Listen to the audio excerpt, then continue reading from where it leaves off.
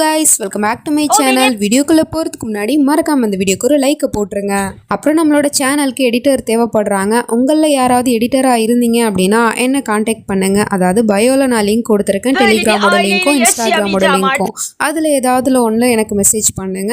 மற்ற டீட்டெயில்ஸ் என்னங்கிறத நான் அங்கே சொல்கிறேன். சரி வாங்க வீடியோக்குள்ளே போகலாம். லாஸ்ட் பார்ட்டில் நம்ம ஹீரோயினுக்கு டெலிவரி பெயின் வந்துருச்சு. அவளை ஹாஸ்பிட்டல் கூட்டிகிட்டு போகலான்னு சொல்லிட்டு மொத்த குடும்பமும் கூட்டிகிட்டு போனால் சாமியார் பேச்சை கேட்டுக்கிட்டு வீட்டிலேயே தான் டெலிவரி பார்க்கணும் அப்படிங்கிற மாதிரி சொல்லிடுறான். உடனே அப்பாவுக்கும் வந்து என்ன பேசிகிட்டு இருக்கோம் ஓம்கார், என் பொண்ணோட உயிரில் நீ விளாடுறியா அப்படிங்கிற மாதிரி கேட்டால், நான் என் பொண்டாட்டியை பற்றி என் குழந்தைய பற்றி பேசிகிட்டு இருக்கேன், இதில் தலையிடுறதுக்கு நீங்கள் யார் அப்படின்னு சொல்லிட்டு மாமனாரே இந்த பையன் திட்டி விட்டுட்டு இருக்கான்.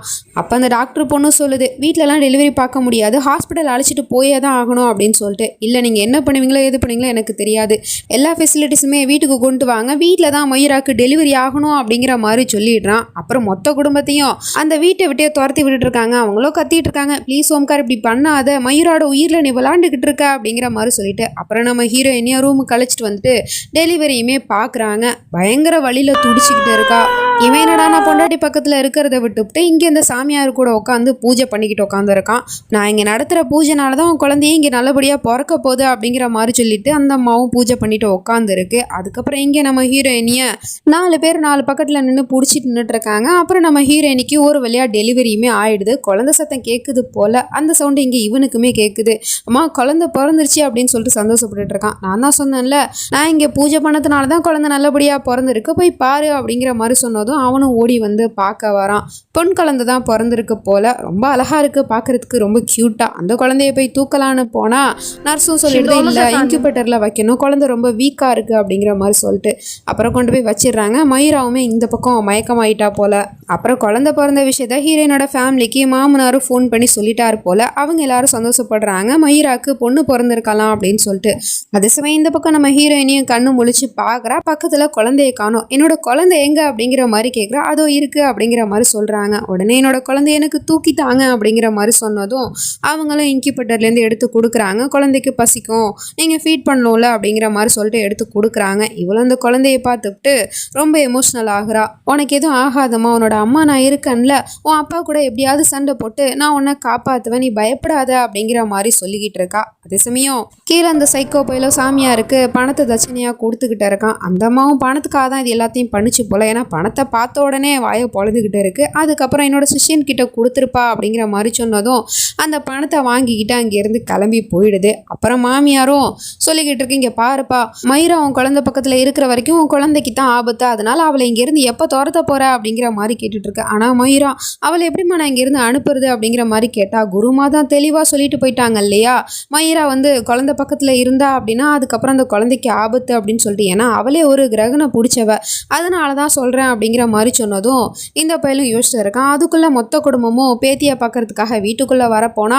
வாசல்லே தடுக்கிறாங்க. அப்ப பார்த்தா மேல வந்து குழந்தை அழுகிற சத்தம் வேற கேட்குது. என்னோட குழந்தை அழுகிறா அப்படிங்கிற மாதிரி சொன்னதும், நீ போய் குழந்தைய பாரு, இவங்கள நான் பாத்துக்கிறேன் அப்படிங்கிற மாதிரி சொல்லிட்டேன். அவனை அனுப்பிச்சிட்டு, இந்தம்மா என்ன எதுக்காக இங்க வந்திருக்கீங்க அப்படிங்கிற மாதிரி கேட்டுட்டு இருக்கு.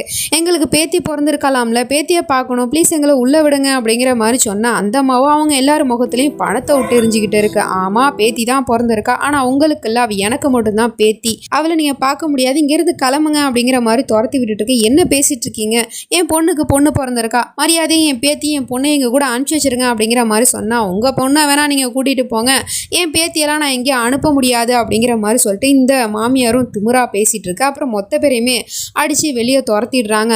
உங்களை நான் சும்மாவே விட மாட்டேன் மயூரா அப்படிங்கிற மாதிரி அப்பா ஆதரத்துல கத்திக்கிட்டு இருக்காரு. இந்த பக்கம் நம்ம ஹீரோயினி குழந்தை அழுகுதுன்னு சொல்லிட்டு சமாதானப்படுத்திட்டு இருக்கா. அப்ப அந்த பையன் அங்கிருந்து ஓடி வந்து குழந்தைய அவளோட கையிலேருந்து வெடுக்குன்னு புடுங்கிட்டு இருக்கான். என்ன பண்ண நீ என்னோட குழந்தைய, என்ன நீ பயமுடுதுனியா அப்படிங்கிற மாதிரி கேட்டுட்டு இருக்கான். என்ன ஓம்கார் இப்படிலாம் பேசிட்டு இருக்கீங்க, நான் அவளோட அம்மா அப்படின்னு சொன்னேன், அதுக்காக என் பொண்ணு உன்னோட முகத்துல இருக்கிற அந்த மார்க்கை பார்த்து பயந்து போயிட்டா, அவளை நீ என்ன பண்ண அப்படிங்கிற மாதிரி கேட்டுட்டு இருக்கான். என்ன ஓம்கார் இப்படிலாம் பேசிட்டு இருக்கீங்க, ஒரு அளவு தான் நானும் பொறுமையா இருப்பேன், என்னோட குழந்தைய என்கிட்ட இருந்து எதுக்காக இப்படி பிரிக்கிறீங்க அப்படிங்கிற மாதிரி கேட்டுட்டு இருக்கா. அது மட்டும் இல்லாம உண்மை என்னங்கிறத கண்ணை திறந்து நல்லா பாருங்க ஓம்கார், இவ தான் நம்மளோட குழந்தை, நம்ம 2 பேருக்கும் பிறந்த குழந்தை, எதுக்காக நீங்க என் பொண்ணை என்கிட்ட இருந்து பிரிக்க பாக்குறீங்க, அந்த பொம்பளை சொல்ற மூட நம்பிக்கையெல்லாம் நீங்க நம்பாதீங்க ஓம்கார் அப்படிங்கிற மாதிரி சொன்னா, வாயை மூடு, உன்னால என் குழந்தைக்கு ஆபத்துங்கிறது சரியா தான் போச்சு, இப்ப பாரு என் குழந்தை உன்னை பார்த்துட்டு அழுகிறா பாரு, உன்னாலதான் என் குழந்தைக்கு ஆபத்து அப்படிங்கிற மாதிரி அந்த பையன் பைத்தியம் பிடிச்ச மாதிரியே பேசிட்டு இருக்கான். அதுக்கப்புறம் டாக்டர் இவளை இங்க இருந்து கூட்டிட்டு போங்க அப்படிங்கிற மாதிரி சொல்லிட்டு கத்துறான். அப்புறம் அங்க இருக்கிற நர்ஸு டாக்டர் எல்லாரும் சேர்ந்து நம்ம ஹீரோயினியை வழுக்க டைமா அங்க இருந்து இழுத்துட்டு போயிட்டு இருக்காங்க. என்ன பண்ணிட்டு இருக்கீங்க ஓம்கார், என்ன விடுங்க, என்னோட குழந்தைய என்கிட்ட கொடுத்துருங்க அப்படிங்கிற மாதிரி சொல்லிட்டு அவ கத்திக்கிட்டு இருக்கா. ஆனா மொத்தமா கூட்டிட்டு போயிட்டு அவளை ஒரு ஸ்டோர் ரூம்ல கொண்டு போய் அடைச்சு போட்டுறாங்க. அதுக்கப்புறமா அந்த குழந்தை அழுதுகிட்டே இருக்கு. ஏன்னா இப்பதானே பிறந்திருக்கு, பசிக்குது போல. இந்த பையன் பால் பாட்டில்ல பால் கொடுத்துக்கிட்டு இருக்கான். ஆனா அம்மாவோட பால் தான் அவளுக்கு தேவை, இது மாதிரிலாம் நீங்க பண்ணக்கூடாது அப்படிங்கிற மாதிரி சொன்னா உனக்கு என்ன தெரியும் ஓம்கார், அதெல்லாம் ஒன்றும் இல்லை, குழந்தைக்கு தூக்கம் வருது போல, இரு நான் தூங்க வச்சு தரேன் அப்படிங்கிற மாதிரி சொல்லிட்டு மாமியாரோ ஜால்ரா அடிச்சு அந்த குழந்தைய பசியோடைய தூங்க வச்சிருச்சு. இந்த டாக்டரும் ஒரு பொண்ணு பார்த்துட்டு சொல்லுது, பாவம் அந்த குழந்தைய பசியோடையே தூங்க வைக்கிறாங்க அப்படின்னு சொல்லிட்டு. வாயை மூடு, நமக்கு என்ன வந்துச்சு அப்படின்னு சொல்லிட்டு அந்த பொண்ணு ஆஃப் பண்ணுறா. அதுக்கப்புறம் அந்த குழந்தைய பசியோடையே தூங்க வச்சுட்டு ஒரு மெழுகுபத்தி எடுத்துகிட்டு வந்து கொடுக்குது இந்த அம்மாவும். இந்த மாதிரி குருமா கொடுத்தாங்க, இதை குழந்தை பக்கத்தில் வைப்பா அப்படிங்கிற மாதிரி சொல்லிட்டு. அதுக்கப்புறம் அவனும் குழந்தையோட அந்த இன்குபேட்டர் இருக்குது, அதுக்கு பக்கத்தில் போய் அந்த பையன் மெழுகுபத்தியை வச்சுக்கிட்டு பக்கத்துலேயே படுத்து தூங்கிக்கிட்டு இருக்கான். அப்புறம் அங்கே இருக்கிற டாக்டர்ஸோ போய் சாப்பிட்டுட்டு வரலாமா அப்படின்னு சொல்லிட்டு அவங்க இங்கேருந்து கிளம்பிடுறாங்க. இந்த பக்கம் நம்ம ஹீரோயினியோ இந்த ஸ்டோர் ரூம்குள்ளே தான் மாட்டிக்கிட்டு இருக்கா.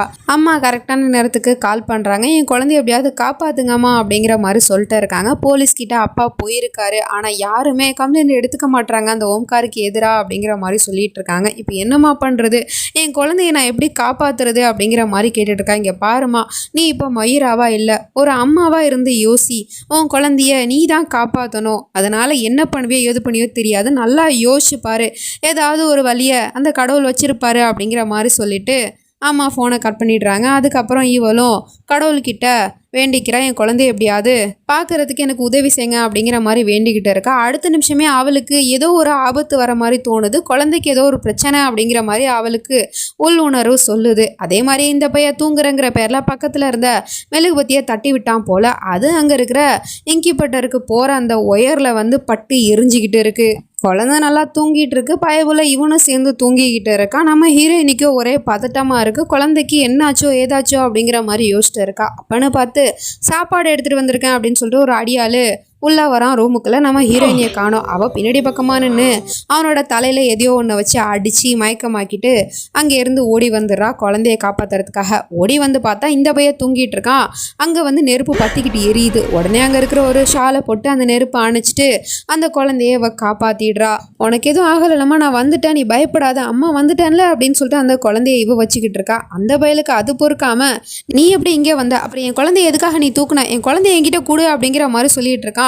போதும் ஓம்கார், என் குழந்தைய பாத்துக்கிற லட்சணம் இதுதானா, அவளோட உயிரை இன்னைக்கு போயிருக்கும், இந்த அளவுக்கு கேர்லெஸ்ஸா இருந்துட்டு என்னாலதான் என் குழந்தைக்கு ஆபத்துன்னு சொல்லிக்கிட்டு இருக்கீங்க, இப்போவாது புரிஞ்சுக்க ட்ரை பண்ணுங்க அப்படிங்கிற மாதிரி சொல்லிட்டு இவ ஒரு பக்கம் கத்திக்கிட்டு இருக்கா.